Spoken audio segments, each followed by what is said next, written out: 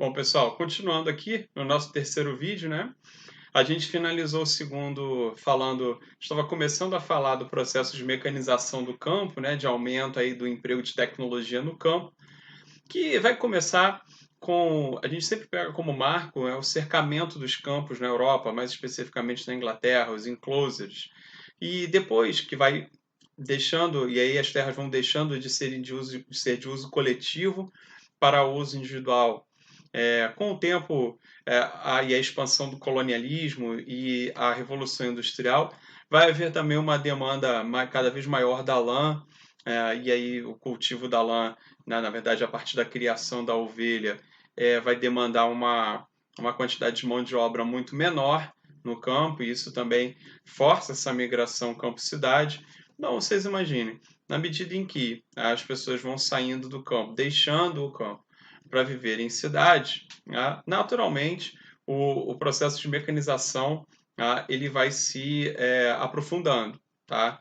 E no século XX já, o que a gente vai ter, né, já é o emprego em larga medida de máquinas sofisticadas, máquinas motorizadas, inclusive, e que vão fazer o trabalho de muitos homens. É a agricultura empresarial já acontecendo em larga medida. Tá? Nessa agricultura empresarial, a gente começa a observar o, o, o campo já como uma unidade de produção, uma unidade geradora de riqueza e renda, e não mais como um lugar onde vai ser produzido o alimento, né, para determinada. Pode parecer estranho isso, né? Porque vocês vão falar, pô, mas é a comida que a galera produz e tal, sim. Mas para o empresário capitalista, para o dono de uma grande propriedade, não importa o que ele está vendendo, o que importa é vender, né? O importante é vender efetivamente. Então, muitas vezes o cara que tem um negócio agrícola, um negócio que tem uma grande propriedade, né, e que vende ah, em larga escala, ele não está muito preocupado com o que ele vende ou até mesmo o que ele faz para poder vender aquele produto. Ele quer vender e ele quer, na medida do possível, aumentar as margens de lucro, né? Então, quando a agricultura se transforma, né, ganha esse contorno, várias empresas, vários capitalistas vão começar a se interessar pela atividade. Vai deixando de ser uma atividade estritamente familiar, vai deixando de ser uma atividade para subsistência, para alimentar as pessoas, e vai se transformar numa atividade efetivamente para ganhar dinheiro. E aí vão surgindo empresas, grandes multinacionais do alimento mesmo, que vão financiar pesquisas científicas para a produção de adubo, principalmente a partir da década de 1970, a partir da revolução técnico-científica, a química fina começa a entrar pesado, a biotecnologia com as sementes transgênicas e sementes geneticamente modificadas. Então, vai haver várias empresas que vão controlar a produção dessas sementes transgênicas, vão controlar a produção de rações para os animais, das vacinas também. Ou seja, tudo aquilo que vai ser usado para potencializar cada vez mais o nível da produção.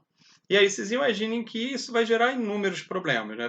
Problemas de saúde nas pessoas, porque o uso indiscriminado de agrotóxicos, como eu falei, o importante é produzir cada vez mais, e aumentar as margens. Se isso vai fazer mal às pessoas, é uma outra história, né? Que vai se pensar bem depois. É, além disso, além da ideia da produção em massa para capitalizar, para ganhar muito dinheiro, independentemente de fazer bem ou mal às pessoas, vai haver também a questão do controle dos preços, né? Porque como eu tenho multinacionais que vão atuar a nível global, elas vão fazer preços administrados com o alimento da mesma maneira que se faz com outros produtos, eletrodomésticos de uma maneira geral, automóveis, e tudo isso. Então, imaginem que a produção vai aumentar demais. Hoje a gente tem alimentos, na produção de alimentos mais do que suficiente para atender a grande maioria das pessoas no mundo, mas as pessoas não têm grana, né? Muita gente não tem grana, né, para comprar comida. Em alguns lugares do mundo, como por exemplo na África, você vai ter grandes propriedades, hoje controladas por chineses, muitas delas, que vão produzir comida né, vão usar até a mão de obra local, mas enquanto isso a grande maioria da população do país morre de fome. Isso vai acontecer em boa medida em vários países da África. Tá? Então, a gente tem hoje um cenário em que a agricultura, em boa medida, ela foi dominada por essas multinacionais, em boa medida, ela se transformou em um negócio em que o importante é vender, ninguém vai os empresários não vão medir esforços para aumentar cada vez mais as suas margens de lucro, tá?